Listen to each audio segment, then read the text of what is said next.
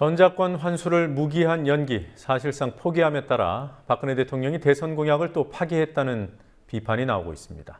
빗발치는 비판에 대해 오전까지만 해도 말할 입장이 없다던 청와대 대변인은 오후에 말을 바꿔서 대선 공약보다 안보가 더 중요하다며 군사주권 회복을 포기했다는 비판에 적극 대응했습니다.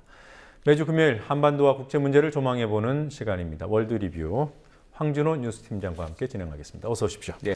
자, 대선 공약을 박근혜 대통령이 뒤집었듯이 청와대 대변인의 말도 오늘 오전과 오후 오락가락했습니다. 어떤 말을 했는지 구체적으로 보죠. 예, 오후에 했던 말을 보면 대한민국이 전작권을 행사해야 된다는 정부 입장에는 변화가 없지만 북한의 핵과 미사일 위협이 가중되는 안보 상황을 고려하면서 전환 준비를 해나갈 필요가 있다는 말을 했습니다.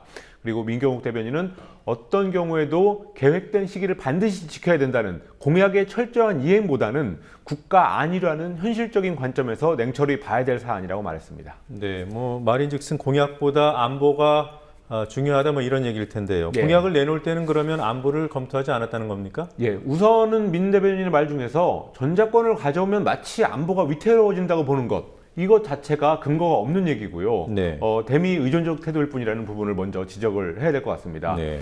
그리고 2012년 대선 때의 북한의 핵미사일 위협, 그것보다 지금의 위협이 특별히 커졌다라고 보기는 힘듭니다. 그렇기 때문에 이제 와서 공약보다는 안보가 중요하다라는 얘기를 한다면은 전작권 전환 차질 없이 하겠다는 공약을 낼 때는 안보를 고려 안 한 거냐, 이런 반론이 충분히 가능한 상황입니다. 네. 이명박 정부에서 이 전작권 환수가 연기될 때만 해도 시기를 특정을 했단 말이에요. 그런데 이번에는 예. 시기가 전혀 없었던 거죠? 그렇습니다. 언제 환수한다고 시기를 못 박지 않았고 대신 어떤 상황에 환수하겠다, 이런 조건을 명시했습니다. 네. 그래서 한국과 미국이 핵심적인 군사 능력을 구비했을 때, 또 한반도와 영내 안보 환경이 안정적인 환수에 부합될 때 환수하겠다라는 굉장히 모호한 조건이 이번 한미 국방장관 공동 성명에 담겼습니다. 무기한 연기고요. 사실상 포기라고 봐도 무리가 아닙니다.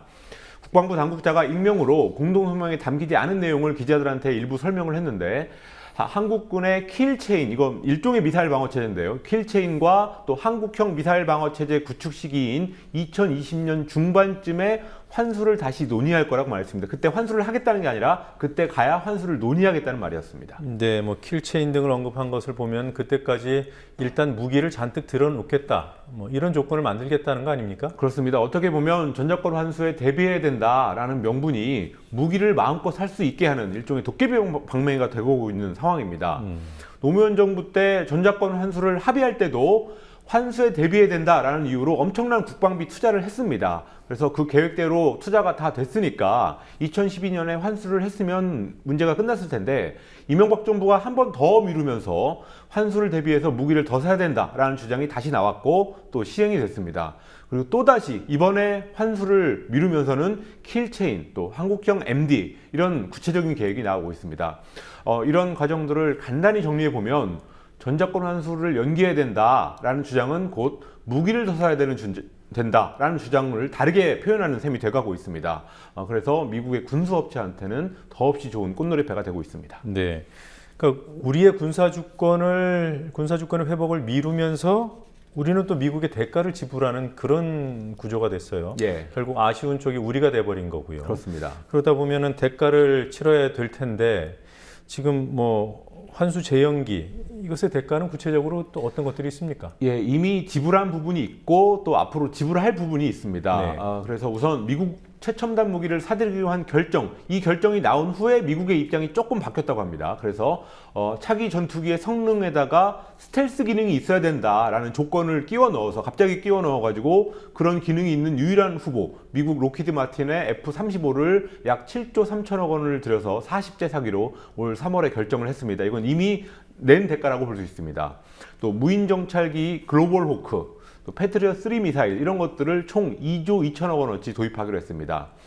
또 주한미군이 한국에 주둔하면서 드는 비용 중에서 우리 정부가 분담하는 돈, 이것을 크게 늘리는 합의도 지난 1월, 2월에 있었습니다. 네. 그런 것들이 앞서 지불한 비용이라고 볼 수 있고요. 또 중국이 현재 극도로 꺼려하고 있는 고고도 미사일 방어체제 사드를 한반도에 배치하는 요구, 이런 것들도 지금 미국이 하고 있습니다. 네.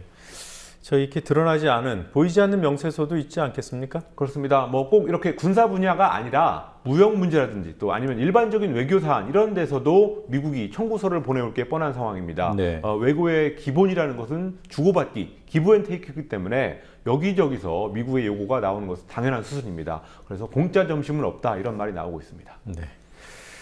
자, 미국 닉슨 대통령 하야를 이끌어낸 워싱턴 포스트의 워터게이트 특종이 있었죠. 예.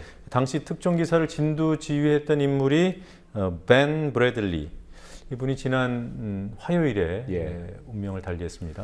예, 벤 브래들리는 1965년부터 91년까지 26년 동안 워싱턴 포스트의 편집인을 맡으면서 지역 신문에 불과했던 워싱턴 포스트를 세계 최고의 언론으로 키운 사람입니다.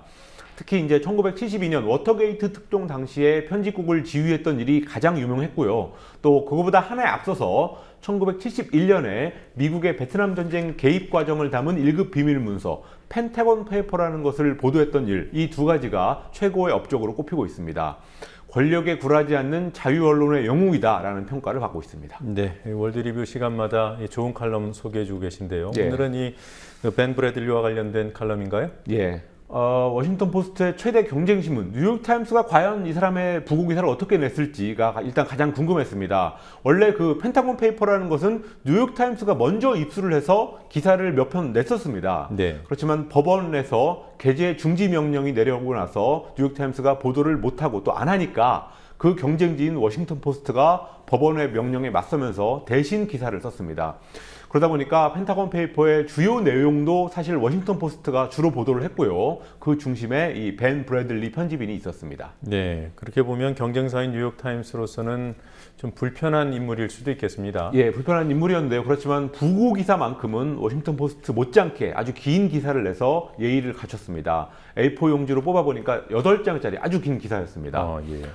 펜타곤 페이퍼 보도 얘기도 자세히 전하면서 특히 당시에 워싱턴 포스트가 3,500만 달러어치의 주식 거래를 앞두는 상황이었는데 만약에 그거를 보도를 하면 당국에 의해서 거래가 무산될 수도 있는 그런 위기였다라는 소개도 했습니다.